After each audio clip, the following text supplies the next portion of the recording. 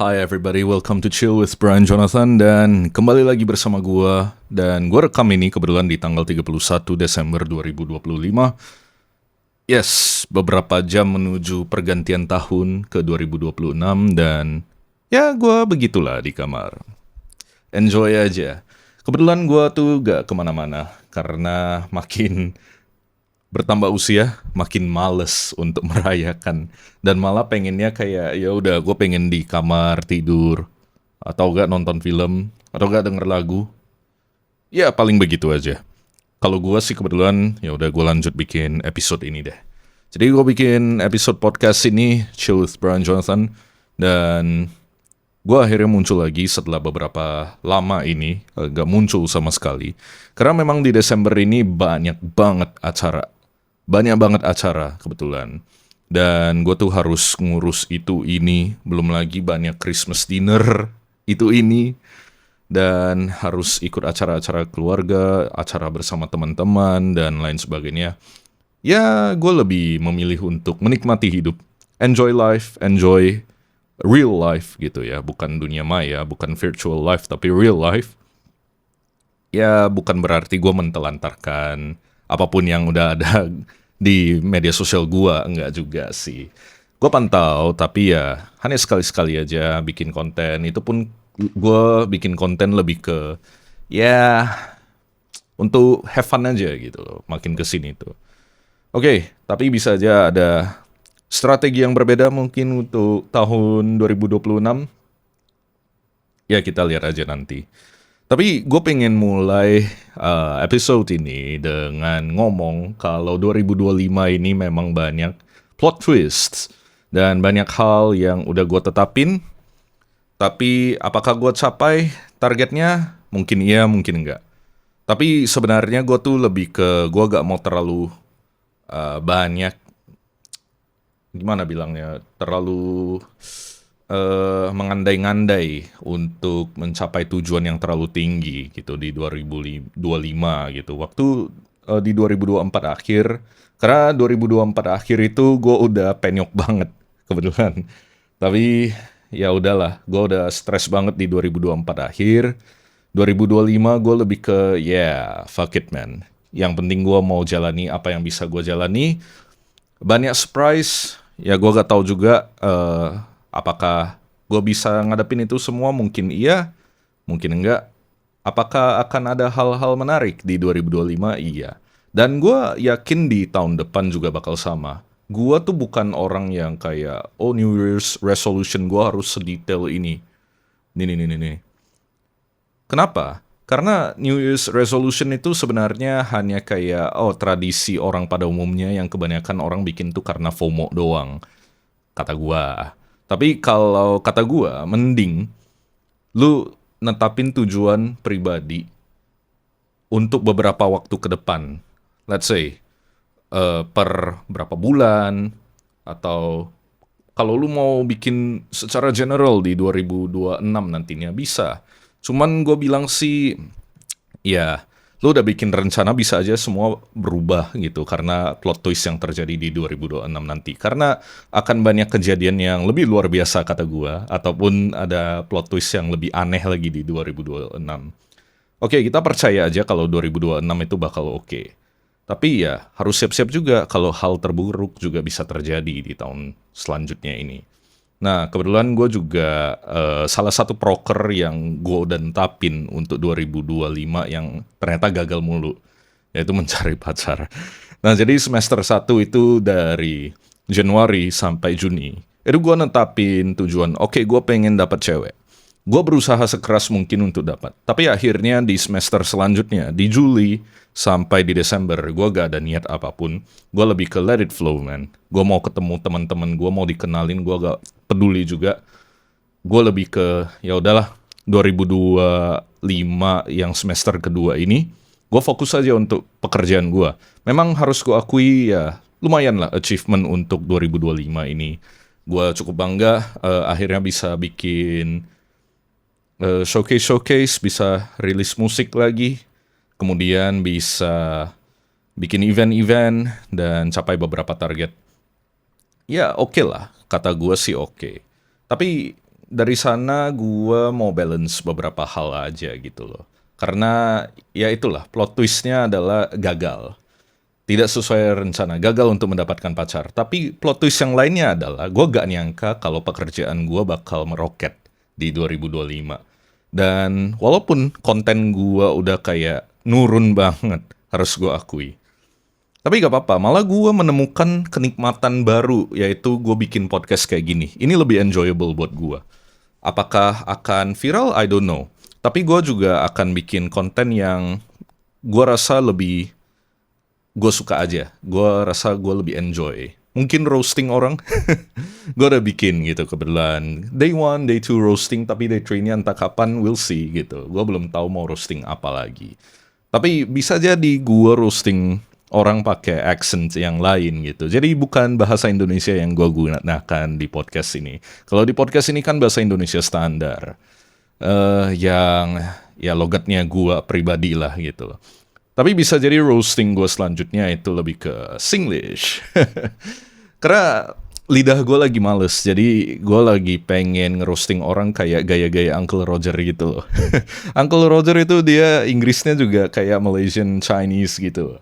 Jadi kayak, "Hiya, why so like that? Why so weak? Hiya, why you like that one?" gitu. "Hiya, why so weak lah? You cannot do this. You can do this or not? Can or not?" Ya kayak gitu kebetulan. Jadi bisa aja gue ngerosting orang. Salah satu ide yang gue kepikiran roastingnya adalah ini kurang enak sih sebenarnya. Tapi ya gue ngerosting apa coba? Gue ngerosting oh ini gue tuh kadang suka bingung sama identitas gue gitu loh. Ketika gue di Medan, giliran gue pakai logat Jakarta dibilangnya sok Jakarta. Giliran gue datang ke Jakarta atau ke Bandung dibilang orang daerah banget. "Hiya, why like that? When I try to speak with this accent, I think I can be accepted by the people here. Hiya, turns out not. The people in Jaksel, they need you to use this Jaksel accent. You know this Jaksel accent, you just combine Indonesian and English like literally gue tuh kayak gitu loh. Like, well, I don't understand why so hard for me to even comprehend. Ya, something like that gitu. Mungkin begitu. Gue lagi mikir, apakah gue akan bikin seperti itu atau tidak. Dan kemudian gue plot twistnya selanjutnya apa? Coba. Plot twist apa lagi? Ini ada spoiler sedikit aja, gue bakal bikin lagu bahasa Indonesia akhir ya. Sesuai permintaan dari teman-teman. Januari, keluar lagu. Kayak 1 atau 2 single gue keluarin. Udah diproses nih, udah digodok sama si Bos Reksa. Jadi ya udah oke lah, harusnya seperti itu. Minerva Guy. Nah, jadi Minerva Guy ini sebenarnya konten yang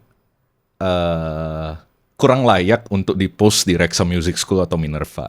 Tapi unofficially a part of Reksa Music School atau Minerva gitu loh. Jadi kayak behind the scenes ataupun HR tips, career tips kayak gitu loh.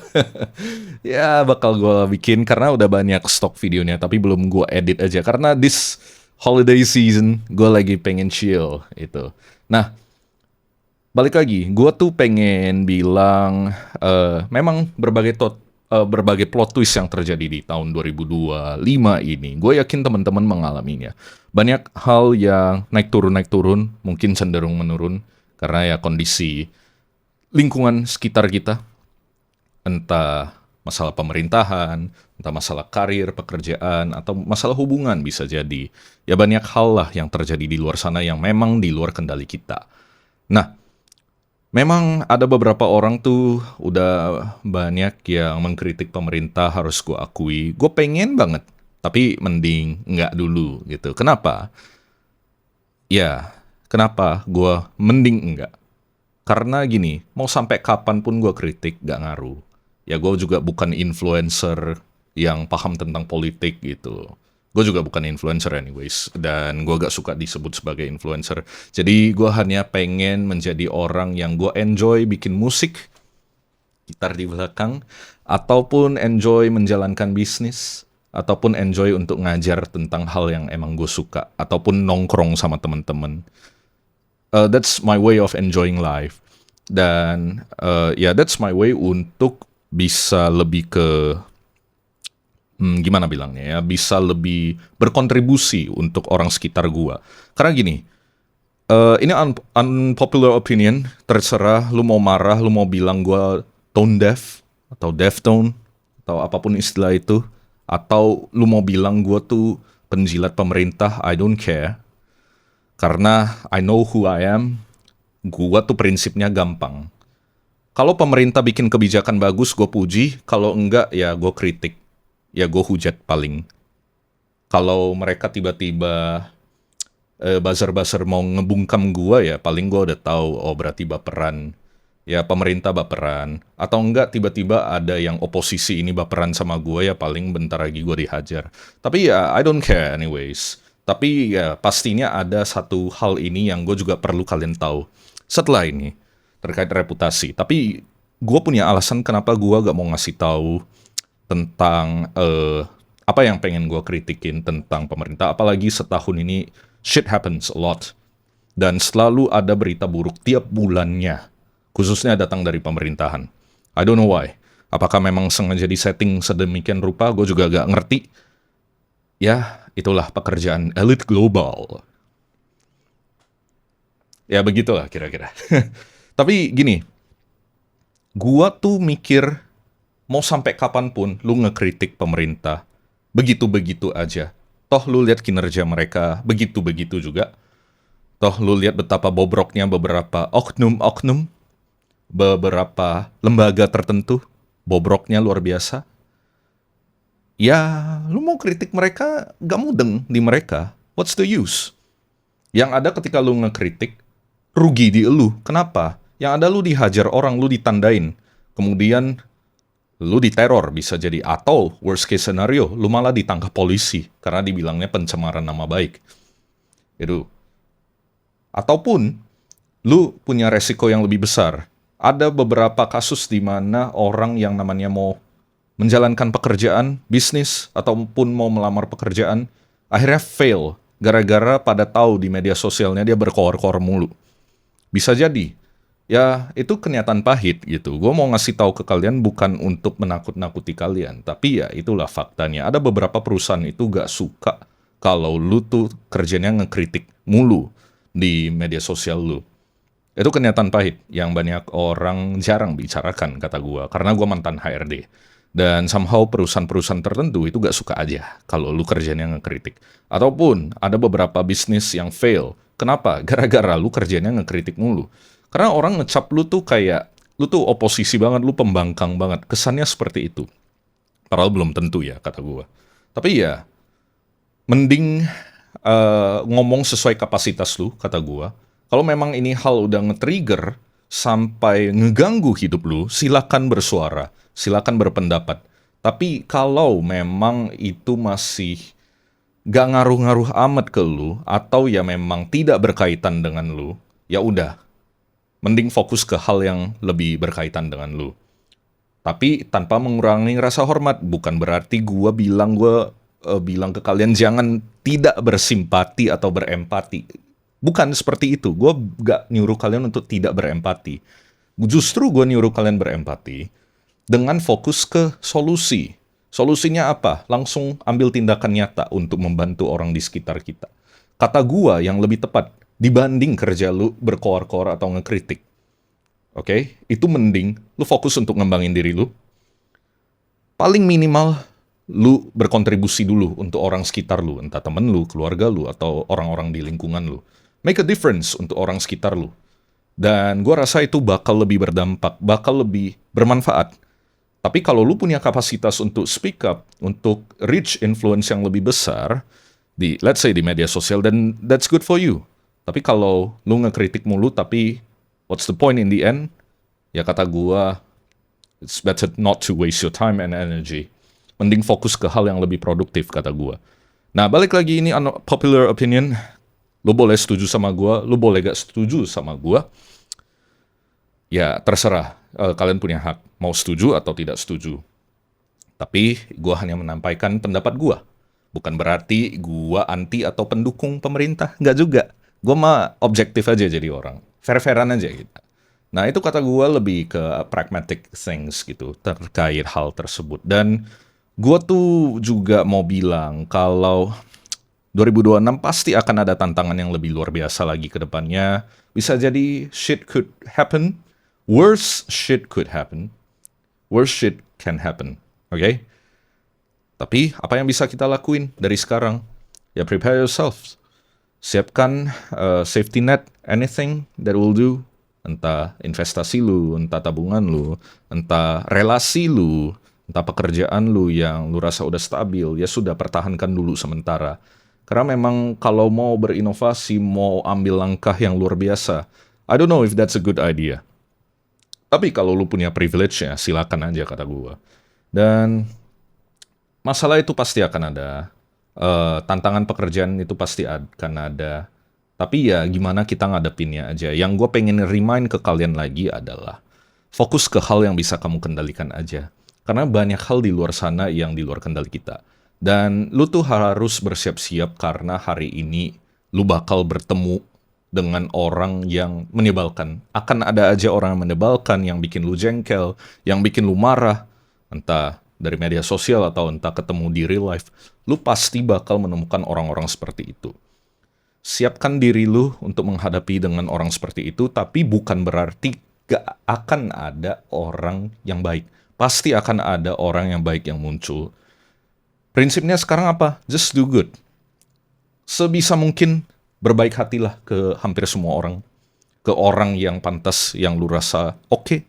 Kalau bisa malah lebih mulia lagi, orang itu mau ngebenci lu, mau kasih lu reaksi yang buruk, mau ngehujat lu, tapi lu senyumin, malah lu tetap belajar untuk mengerti kenapa mereka bisa bertindak seperti itu lebih dewa.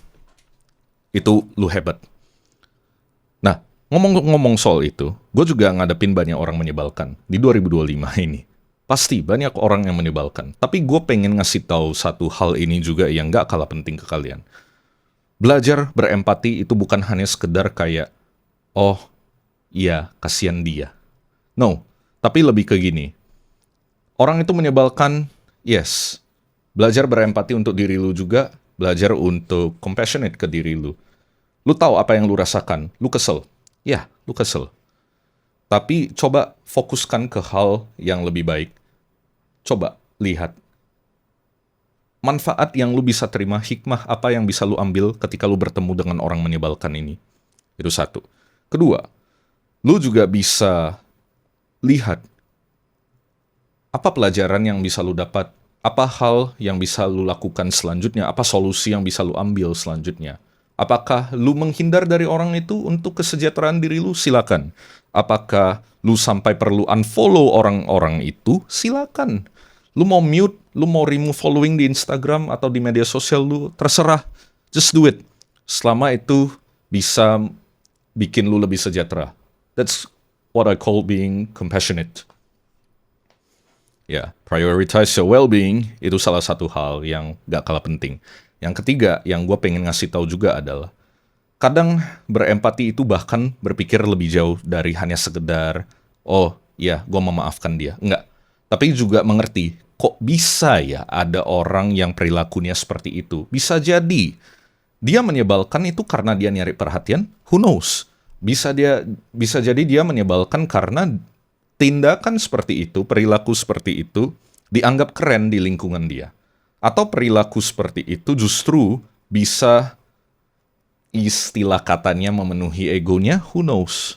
Jadi sekarang kita tuh belajar mengerti aja gitu loh. Malah bukan tersinggung lagi, jangan tersinggung, tapi malah lebih ke kasihan orang itu. Karena bisa jadi orang itu seperti ini. That's how psychologists think anyways. Tapi gue rasa ini bisa mengubah perspektif lu. Sangat jauh untuk mengubah perspektif lu. Yaitu lu lebih mengerti kenapa orang itu bisa memunculkan perilaku seperti itu. Prinsip gue juga simple, ada asap berarti ada api. Oke? Dan gue juga pengen ngasih tahu ke kalian, mungkin kalian yang selama setahun ini, 2025 ini, istilahnya belum menjadi siapa-siapa. Atau belum mencapai tujuan yang kamu inginkan. Ya kayak gue sendiri. gue banyak tujuan yang, walaupun gue di awal gue bilang nggak ada tujuan konkret, tapi gue pasti ada micro goals istilahnya. Micro goals ini adalah ya bagi gue pribadi tujuan-tujuan kecil agar gue bisa capai tujuan utama yang bukan dibatasi hanya sekedar untuk tahun 2025, tapi 2026, 7, 8, dan seterusnya. Tapi micro goals ini ada mungkin dalam jangka waktu yang pendek atau singkat. Gue tetapin. Misalnya, gue pengen at least gue bisa ningkatin media sosial gue lagi. Misalnya, gue pengen bisa ekspansi Reksa Music School, contoh. Gue sampai udah mikir, anjir, gue harus coba siapin strategi ini. Atau gue pengen jumlah murid di Reksa Music School jauh lagi lebih daripada yang sekarang. Sekarang udah cukup banyak, kata gue, tapi tidak sesuai target sebenarnya. Tapi ya udah deh, gak apa-apa. Nah, ya udah deh gak apa-apa ini yang bikin gue kayak, oke, it's okay. Apa yang bisa gue pelajari dari gagalnya gue mencapai tujuan-tujuan gue itu. Cara mikir gue kayak gitu. Jadi bukan bersedih, bukan berlarut-larut atas kesedihan lu gitu, dalam kesedihan lu, tapi justru lu pelajari apa yang bisa lu ambil dari gagalnya lu mencapai micro goals lu, tujuan-tujuan kecil lu ini. Dan untuk selanjutnya kita evaluasi kembali apakah kita perlu adjust lagi tujuan yang selanjutnya, micro goals yang selanjutnya apakah perlu gua revisi agar lebih realistis dan lebih attainable, mungkin.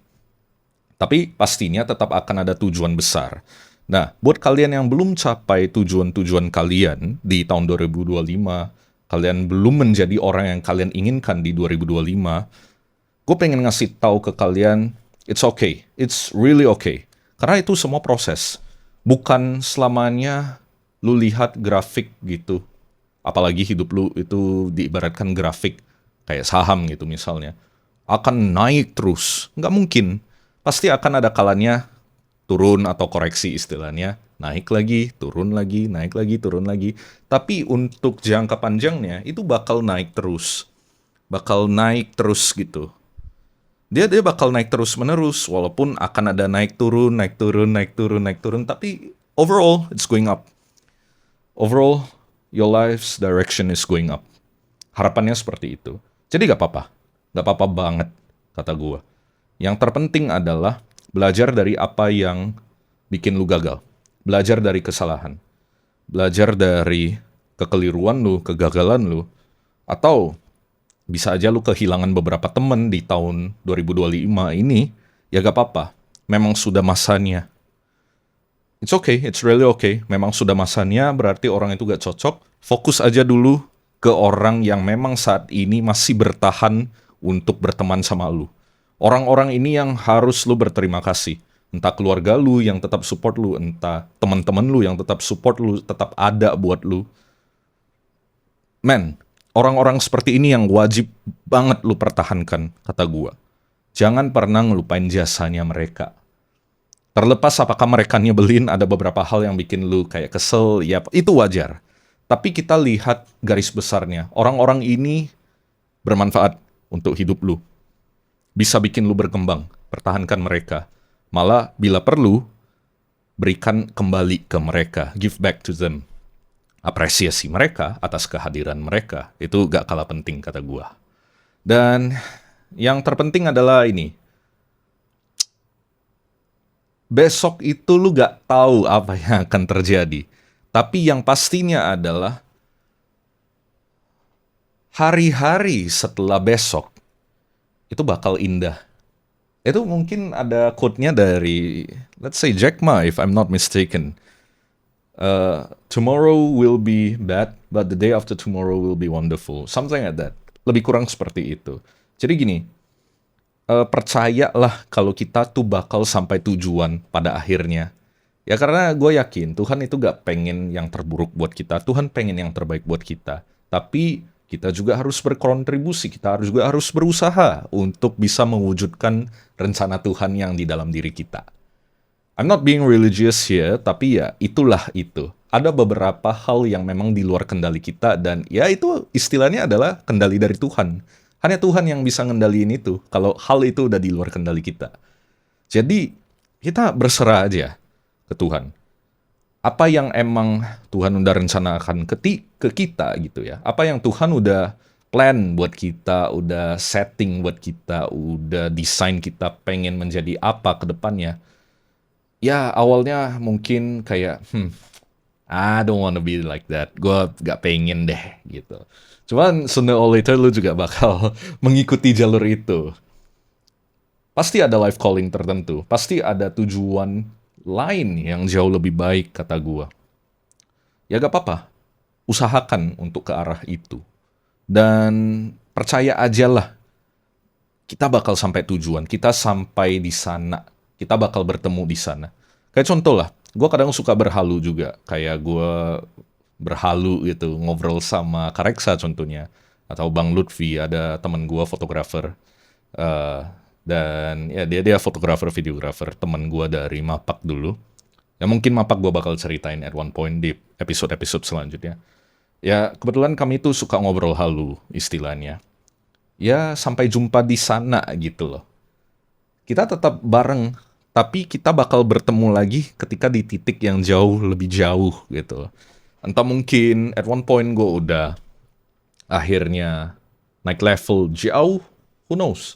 Atau ya bisa aja gue di titik tertentu, gue yakin kalian juga bakal di titik yang jauh lebih tinggi daripada sekarang di kemudian hari.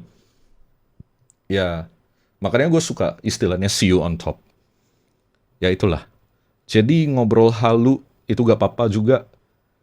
Itu bisa aja kejadian. Dan percayalah aja. Trust the process. Usahakan terus untuk mencapai tujuan lu nantinya. Kalau gue pribadi gue suka netapin micro goals. Agar micro goals ini bisa menunjang ketika lu akan mencapai ya your main objective gitu. Itu bakal bisa nantinya. Dan hal yang gak kalah penting yang gue pelajari dalam setahun ini juga adalah tentang istilahnya filosofi dari cincin Salomo, Solomon's Ring. Solomon's Ring itu menyatakan, "These too shall pass." Ini juga bakal berlalu. Makanya dalam setahun ini banyak hal buruk yang terjadi, gue juga selalu menanamkan di pikiran gue. Ini juga bakal berlalu kok. Badai pasti berlalu. Iya. Tapi hal baik terjadi. Gue juga muncul di pikiran gue, yaitu ini juga pasti akan berlalu. Cuaca cerah juga bakal berlalu, bukan hanya badai berlalu, tapi cuaca yang baik, yang indah juga bakal berlalu gitu loh. Jadi jangan selamanya hanya mikir, oh badai pasti berlalu. Enggak, cuaca cerah juga bakal berlalu. Anything di dalam konteks atau kondisi hidup apapun, this too shall pass. Jadi hal baik, hal buruk, itu bakal berlalu. Tapi yang terpenting adalah, lu tetap jadi diri lu tetap percaya sama proses lu tetap berusaha dan usahakan untuk mencapai tujuan di sana nantinya. I think itu udah lebih dari cukup untuk lu bisa menjadi manfaat untuk orang sekitar lu.